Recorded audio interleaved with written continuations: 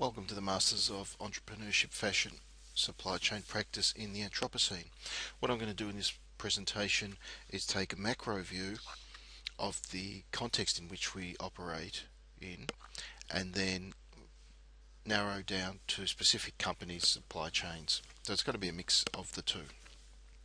So where do we start? Well, we start with a world that is in transition.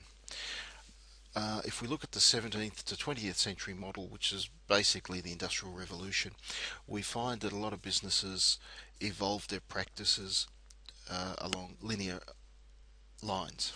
So you've got a specific problem in the case of the fashion industry. We've got a consumer that wants a product, and to satisfy that product we've got to draw resources all through the supply chain to do so. With that certainty, society flourished, or those economies that did have a great deal of certainty flourished. So if you go to any business school or any university to study business, you'll study this approach. However, we're seeing changes in the world which suggest that there's perhaps a paradigm shift occurring, and the certainty which we held true in the past no longer holds true, and therefore it looks like businesses, individuals, societies in general are going to have to take a holistic approach to problem solving. So rather than take a very narrow-minded approach with a high degree of specialization, we're going to look at the big picture.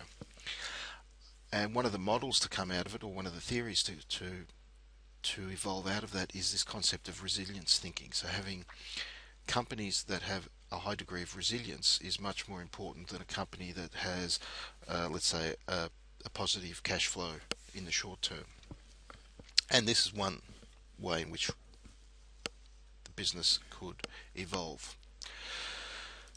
So if we look at the consequences of globalization, what you'll see by this map is that there are no political boundaries, because globalization in effect means that the old nation state has evaporated to some extent as you get a free or freer movement of goods across countries,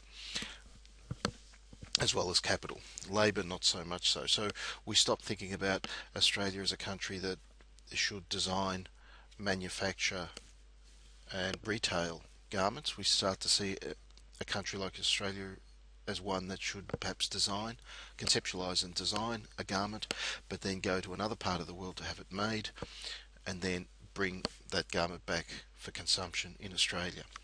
So we have an open world.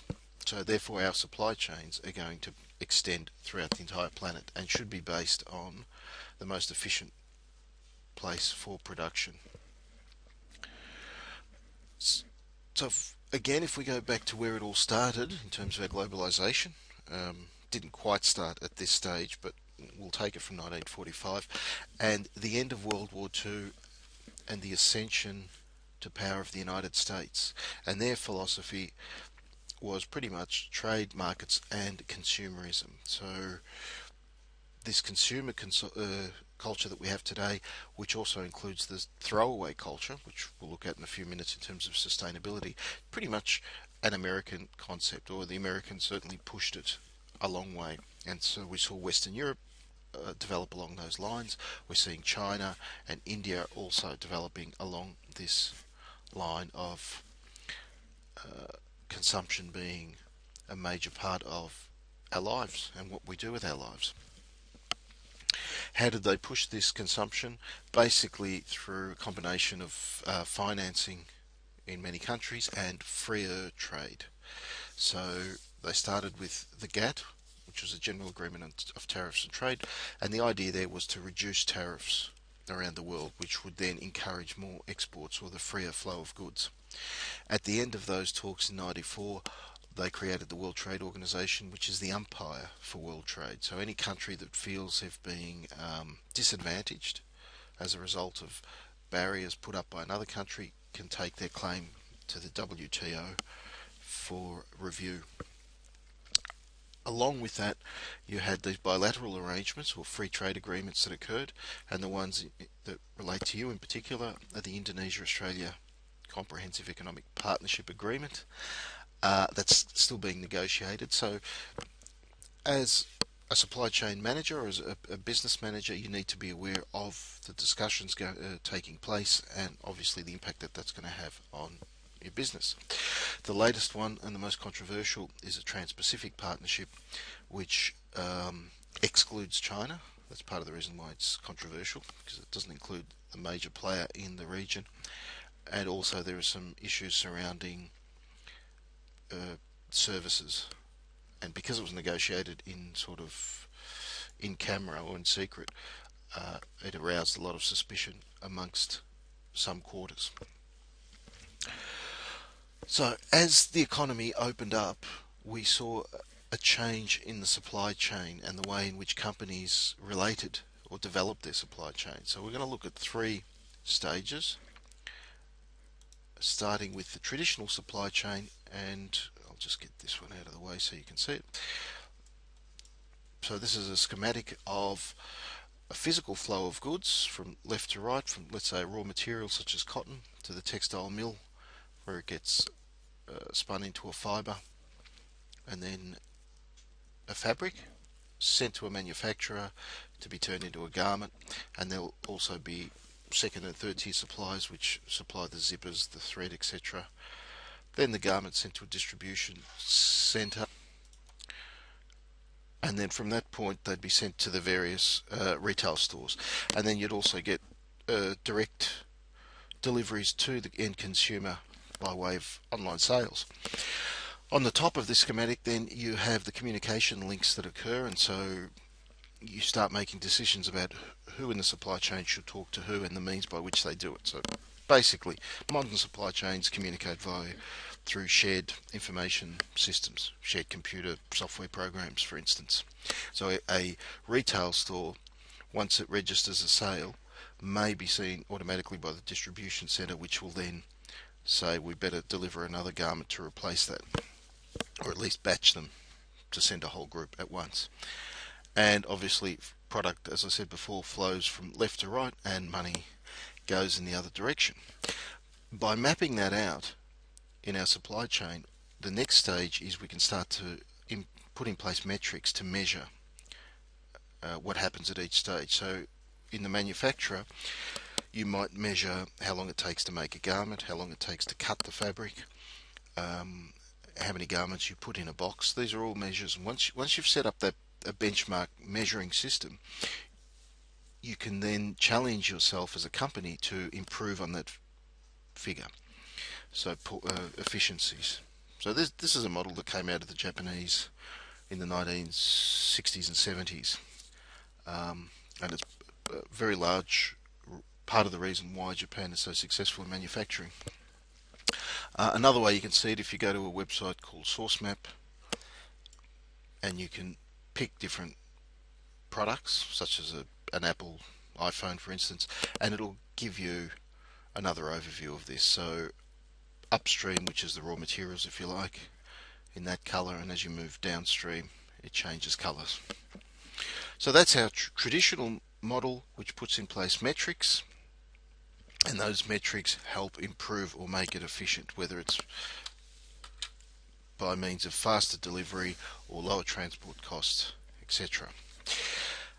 As the supply chain evolved and as competition became greater, Michael Porter introduced another model which built on the traditional supply chain, but said that there's an inherent value in the relationship between all of those boxes or stages that I showed you in the other one. So you actually, it's not just about being able to find the cheapest manufacturer for your garment, but the relationship with that manufacturer is important. So if the manufacturer understands your business model, understands that you might be designing and making changes to that design right down to the last minute, and they're prepared to accommodate that, well, that's a stronger relationship because you've got a great deal of flexibility. And Porter suggests that you can start to value that, or put a value on it. So he takes the traditional model, which is basically this bottom line to a certain extent. Then he says have a look at the procurement strategies, which is basically how you choose the factories that you choose, which is going to be part of your assignment as you go overseas. What technologies employed to communicate throughout the supply chain, the people you've got in place and how effective they are in doing their job, and basically the firm's infrastructure that allows you to service that. So whether it's distribution centres, location of the office, communication within the office, and the healthier these are, or the more effective all of these stages are working, the greater your profit margin. Now, one model, as a consequence of environmental and social issues, which seem to be coming to the fore now, or certainly environmental issues are, a new theory has evolved, and that's this concept of cradle to cradle, where if a company or an individual wants to introduce a product into the market, then they have to be responsible for the entire process, from the initial conceptualization to the raw materials, as we had before, and the processes involved. So fabric and textile production, wet processing, which is basically the dyeing, garment production, cut, make and trim, retailing of the garment. The use of the garment now comes into this. So in the old model, it would stop at the traditional. At the old model, the supply chain would stop when the customer buys the goods. The retailer has the money. That's the end of the transaction. This new model says no. The creator of the product has to take into account how this garment is used, and by usage, we basically mean how it's worn, how it's washed, pressed, and how that cycle continues. And then finally, the last stage is the end of life, is what happens to the garment once it's finished. So Cradle to Cradle by McDonough and Bronart is one model. There's other ones out there as well. It may not evolve in this direction. I'm just putting it forward as a possible model that could be used by fashion entrepreneurs going forward. Now, at this stage, I want to introduce another model to you, and this is the economic development of a society over a period of time, because this the way the fashion industry has evolved has been in line with the way in which an economy evolves. So if we look at this chart here, and on the x-axis you've got time from, say, well, this is some 60,000 years ago to the present, and on the y-axis we've got high and low economic activity. So a society that produces the same products and engages in the same activities every day has a relatively low level of economic activity.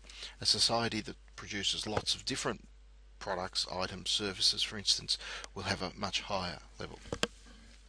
So if we go back to the stage when humans predominantly were hunters and gatherers, we find that not much changed from day to day because it was a matter of survival, and the fashion industry stemmed from the byproduct of hunting for food. So basically they wore animal skins by and large. In Victoria, the Aboriginals wore predominantly possum skins because of an abundance of possum, and also because it was part of their staple diet.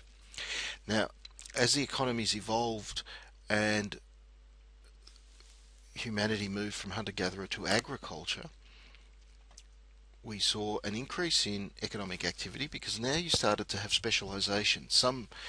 Not everyone in the village had to go and hunt for food. You could have a small part of the community growing crops, which left time for other people in that community to go and develop new ideas and experiment with new products. So you started to see weaves occur in fashion, and you started to find garments made from the byproduct of agricultural produce, namely hemp and flax, which were used at the time. Then the next great phase, I mean, these can be broken down into smaller sub-phases if you like, but the next great transition was the mass production, when humanity started making goods on a huge volume, and so you started seeing garments being produced of the same quality but over a large volume. And this had the effect of basically making clothes much cheaper, because obviously in the agricultural stage clothes were much more expensive or took a lot longer to produce, but by the mass production stage you saw a lot more consumers having the option of buying clothes. And in the information age, which is sort of now we're experimenting with nanotechnologies in fibers, embedded in fibers. We've got in the case of this image, which you can actually click on and it takes you to a YouTube clip of a t-shirt made from a spray can. So you basically spray the substance over your body and it will give you an instant t-shirt. The point of this slide is that economic activity influences and to an extent defines the garment that is made at that time. So the company that is aware that the economy is changing and adapts accordingly is usually the company that survives these transitions. Now I'd like to introduce the environmental picture, or one aspect of the environmental picture. And again, down the bottom here we have time. So this is today, and we're going back in time 20, 40, 60,000 years, etc. And this represents changing climate and temperature as measured by geologists. And what you see from 100,000 years ago to close to 7,000 years ago is a dramatic change or variation in climate. And then from 7,000 years till present, there was this stabilization phase, or what geologists call the Holocene, a stable climatic condition. Now, in its own right, you think, well, what's the big deal with this? But if we overlay the economic activity model on it, what we find is that there's a correlation. Whether they're connected or not, we don't know, and so that's currently being debated at the moment. But there's certainly a correlation between a stable climate and mankind's capacity to create new products and inventions. The scientist's suggestion is that when you have variations in climatic conditions on a regular basis, it's harder to survive. Just think of it in terms of basic food. I mean, if the temperature changes from day to day dramatically, food can't grow, therefore humans don't eat. Simple as that.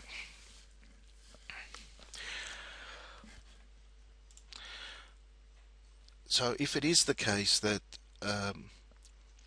the climate changes dramatically as scientists are suggesting, and we get back to this pre-Holocene state, then it's going to become more difficult to survive and prosper in that period as a business or as an individual. And so back to my original premise that companies need to adopt resilience thinking to be able to survive what's coming. And the first stage in adopting resilience thinking is to understand that we're moving into a new geological epoch, or to identify that we are changing from one paradigm to another one. And the suggestion is that we're moving from the Holocene, a stable environmental state, to the Anthropocene, which is where humanity is part of the Earth's ecosystem.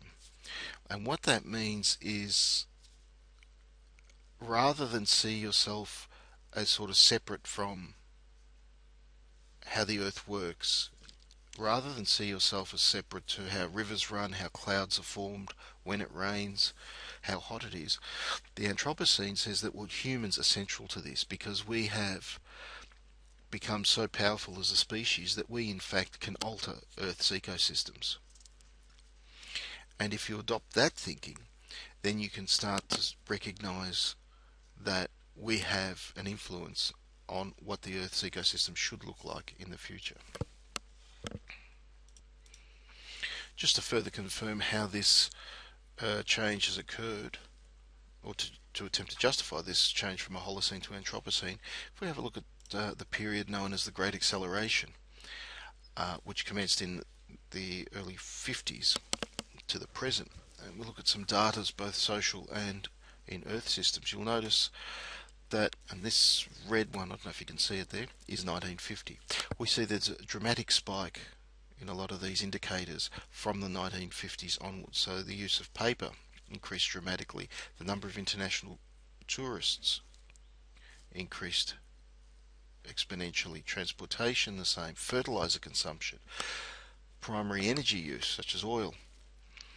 Real gross domestic product absolutely goes through the roof. Again, coinciding with the victory of the United States after World War II and their direction, which was heavily resource based, or consumption of resources.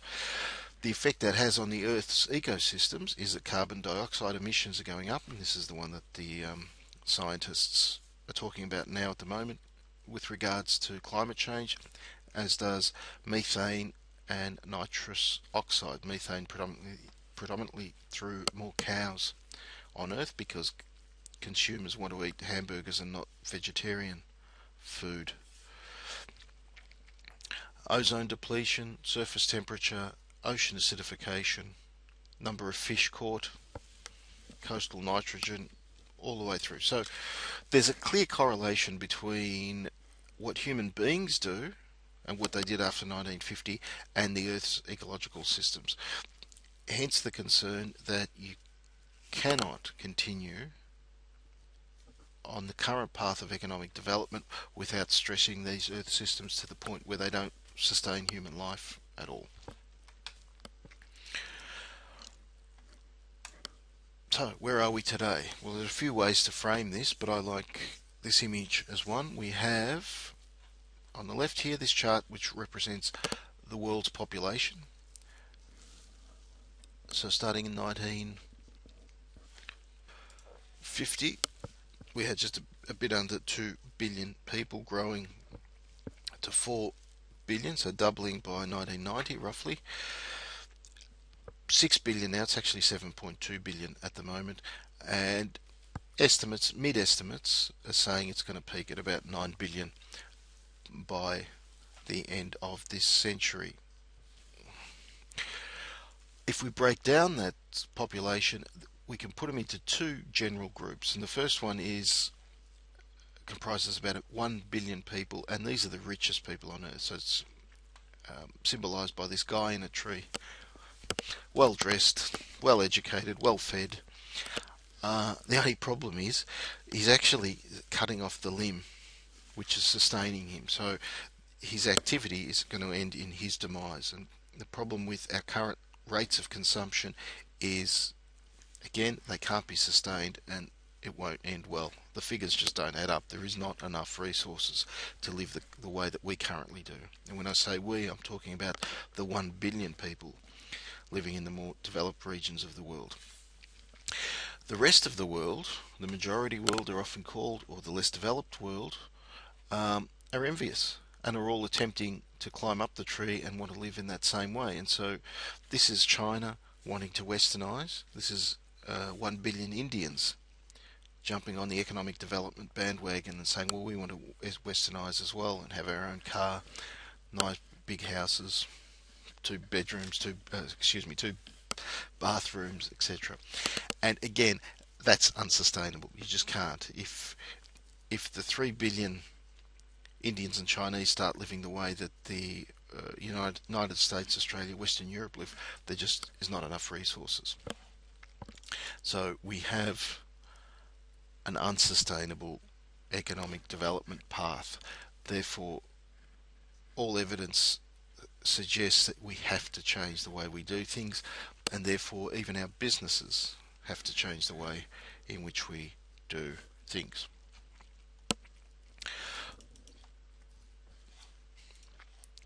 So let's look at a model which can help us explain this. Let's look at the world from two perspectives, or two systems. We've got an ecological system, which is the natural capital on Earth, and these are the trees, the rain, the clouds, all aspects of the Earth's natural ecosystem. Also includes the animals as well, apart from humans.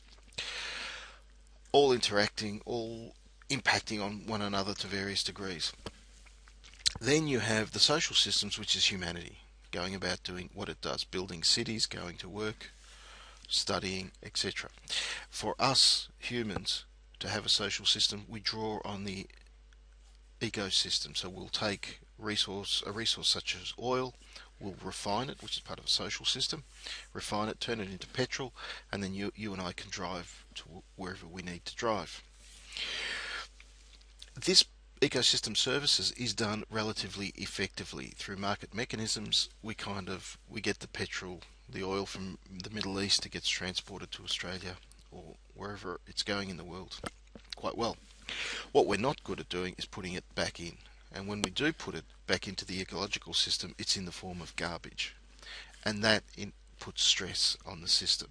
So really this whole debate about climate change is in effect looking at how we do this, and perhaps to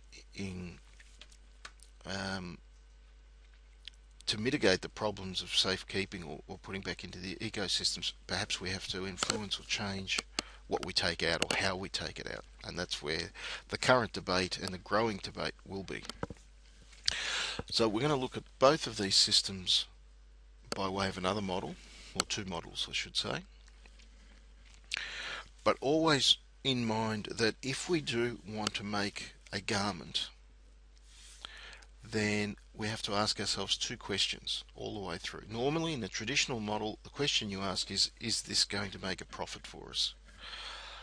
We have to still ask that question, but add another question, or another two questions. How does a particular stage in the product life cycle of a garment impact on the ecological system, and how does it impact on the social system? Because if we put stresses on those two systems, then we don't have a sustainable planet or a healthy planet to live on.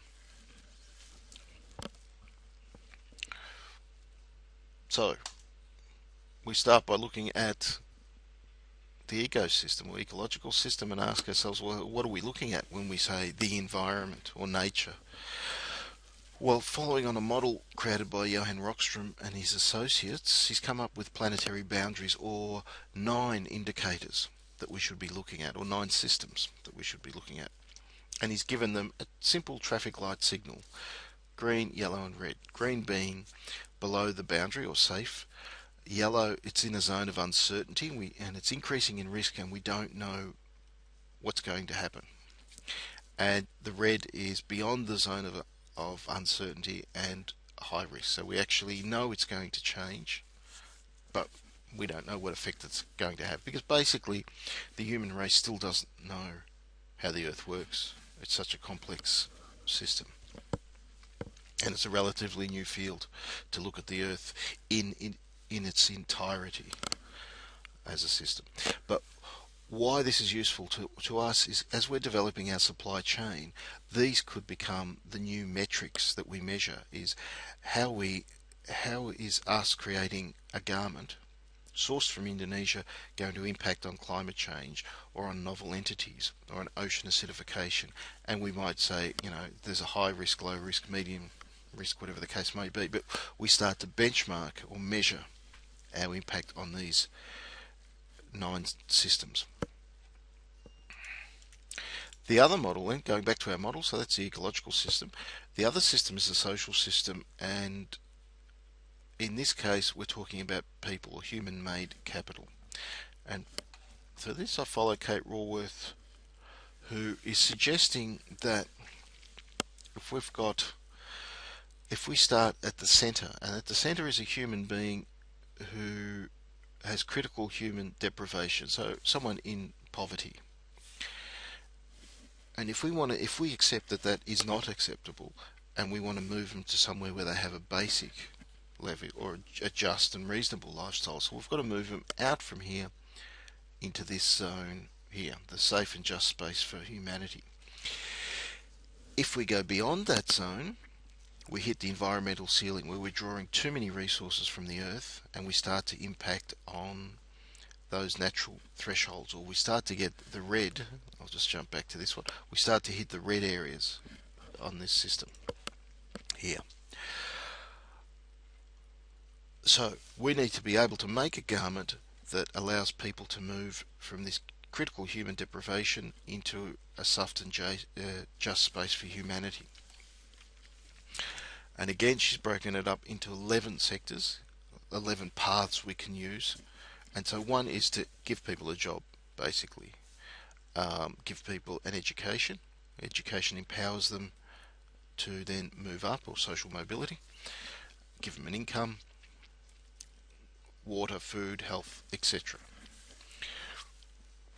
The point of this is if you have built a supply chain which employs labour in a developing country and you are paying them a very low wage, then you may in fact be exploiting them and keeping them in this state of absolute poverty or relative poverty and not allowing them to move out. You can't have a sustainable planet or a sustainable society if you have people in absolute poverty and you're exploiting those. And the fashion industry is one of those that's sort of at the cutting edge, because whilst it employs a lot of people, which is fantastic, it also exploits a lot by design or default, and therefore is most susceptible to criticism when it occurs. So these become another set of metrics that we could measure in our supply chain and simply ask those questions. How well educated are our staff, our employees in the supply chain? Should we improve that education, or should it be up to us to provide some extra education? And remember, from an accounting point of view, this might sound like a lot of money, but particularly when you're talking about retailing a garment in Australia, but getting it manufactured in a country such as Indonesia with a minimum wage, yearly wage of $300, providing a little bit of money to empower those workers to go perhaps study part-time or in the evening costs the Australian company very little, but has a very positive impact on that supply chain.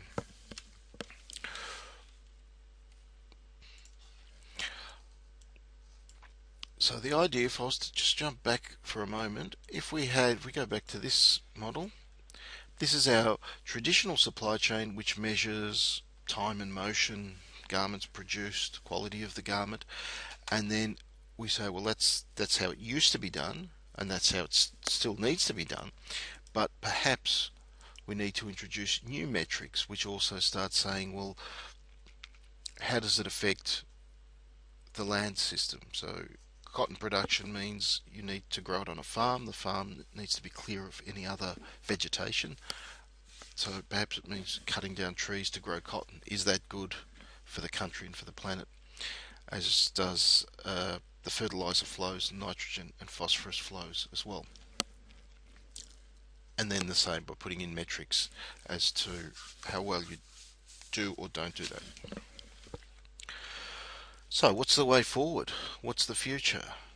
Well, some examples of how companies are running are Bruno Peters' Honest Buy, and this company has adopted a transparent supply chain. And when I mean transparent, means we've taken a garment and let's say we look at details. So it's, let me go back. So it's the quilted organic cotton ruffle dress. As you can see by the price, this is a high-end garment, but €685. If I look at the manufacturing details provided to every customer, so it's on the website, it took 12 hours to design it. There were 3 fittings done to it. This was the company that made the garment. 45 minutes to cut the fabric, 120 minutes to quilt it, 71 minutes to assemble it, 10 minutes to iron it. So it incorporates two things: the traditional supply chain by measuring time and how long it takes to do things, but then makes it available for the consumer. So it treats the consumer with a bit more respect and dignity, if you like, by telling them exactly how it's made. It even goes further, and again, you may not see this, I'll just try to make it a bit bigger. It takes all the material used to make it. So the zipper tells us what the zipper is made of, 100% recycled polyester. The origin of the raw material is from China. The manufacturer is in Guangdong. The supplier is also in Guangdong. The thread, the label, so the label is actually made of 100% polyester, comes from Italy. So they're revealing all of the members of their supply chain as well, and showing it to the general public and also to their competitors. And then finally, in the one that's probably the most dramatic, is you get your costs. So the fabric, it was €7, €7.05 per metre, and they used 2 metres, so in total it was €14 of fabric. Care label costs $1.65 or €1.65, sorry. The security seal is 20 cents. And for a wholesale price, or sorry, manufacturing price of €202, and then they mark it up by 280% to give a retail price of €566 without the taxes, pre-tax. So that's one model, and so we look at that. Now, I'm not saying every company should adopt this, but at least when we're moving from one paradigm to another, it's always the innovative companies and those companies that are prepared to experiment which give us an indication of the direction that the industry may take. So as its name suggests, honest buy is an honest or open supply chain. Another model is Mayette, which is a luxury designer based in New York, and what they do is they take some of their range and they'll find artisans in developing countries and basically get those artisans to make the product for them. But it's not a straight transaction where they simply go there to a village and say, make a bag and I'll pay you $10 for it. They actually develop a relationship over a long term with those artisans, because their model is to respect the artisan, to respect the culture, the history that goes with that culture, and to ensure that it's maintained. So it's not about westernizing their society, it's not about trying to make profit out of that society, it's about building a relationship which has a social dimension to it. Again, this is a luxury brand, so one can argue that they can do so, can afford to do so. But we can also see that a low-end brand in terms of price, such as H&M, is also following a similar pattern. And they've set up, firstly they have a sustainability report. It's over a 100-page report which comes out every year, which maps or reports on the sustainable actions of their company. And obviously the attempt is to try to improve on last year's performance by benchmarking what you do. So they've got 7 commitments. The first one's important to note is that they provide fashion for conscious customers. So they're never forgetting that they're still in the business of selling garments. Even if the world doesn't need more garments, they're still in that business. They're just going to try to do it as ethically and sustainable and environmentally sustainable as possible. And within each one of these, choose and reward responsible partners, be ethical, they'll have metrics. So if we look at one of those issues is, sorry, I'll just get that out of the way. They'll say, should we pay minimum wage or a fair wage? So a minimum wage is the legal prescribed wage in that country. And the problem with that is the minimum wage sometimes isn't enough to live off. So you can work, get a wage, and still be in absolute poverty. A fair wage is a little bit more opaque, because fair to you means something different than to me. It's obviously subjective. But H&M don't shy away from it. They try. And if we look at this chart here in terms of China, the dark blue represents in US dollars the minimum government prescribed wage. So in 2014 it was $183. H&M paid $442. So well above double what the government said that they had to pay. In India it's not so much, the disparity is not so much, and in Indonesia it's again just a little bit higher.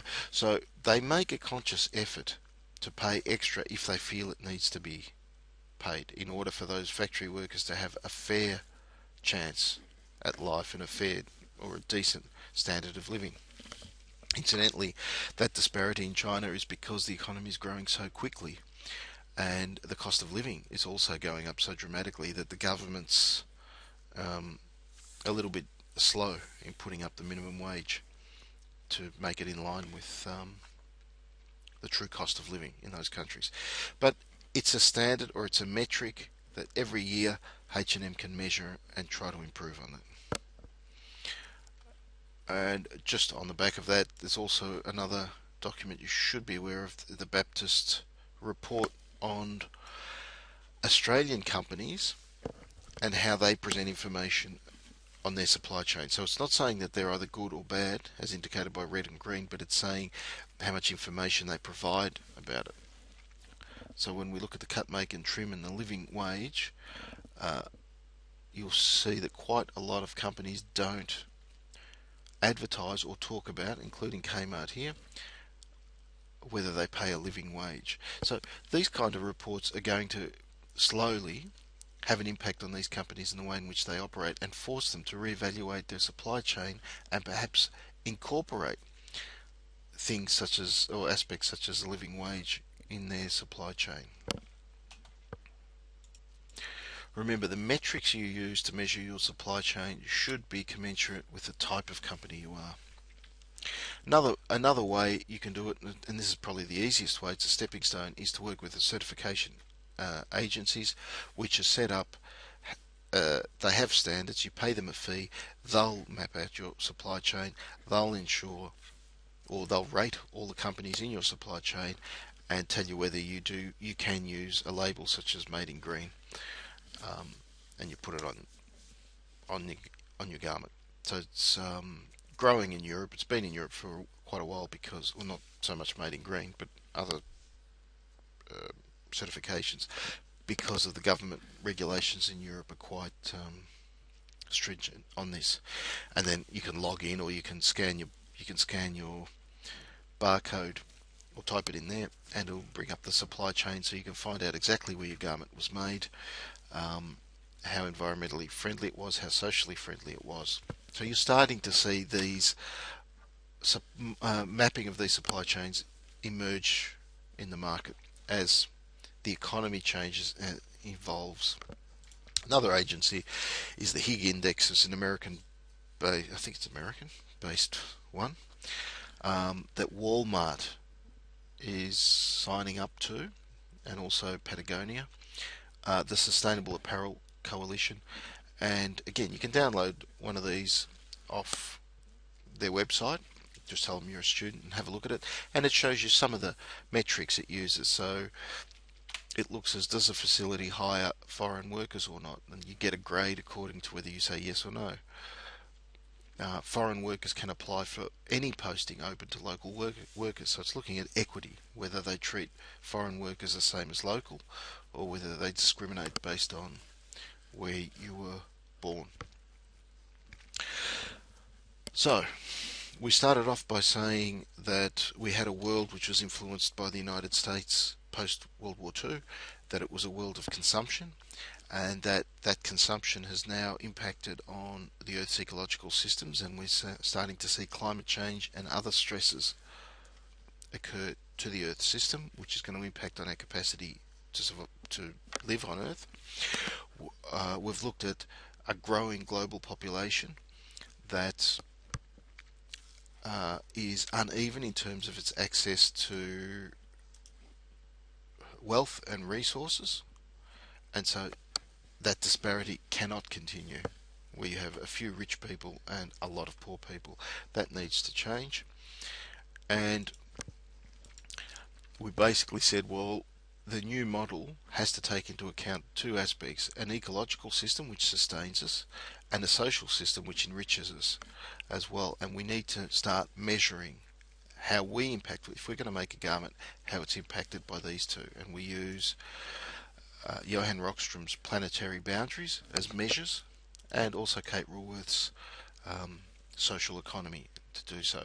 And to varying degrees, we've looked at three companies, Honest Buy, Mayette and H&M, all three which are starting to develop models for what a future supply chain, such as our product life cycle, should and could look at. Thank you.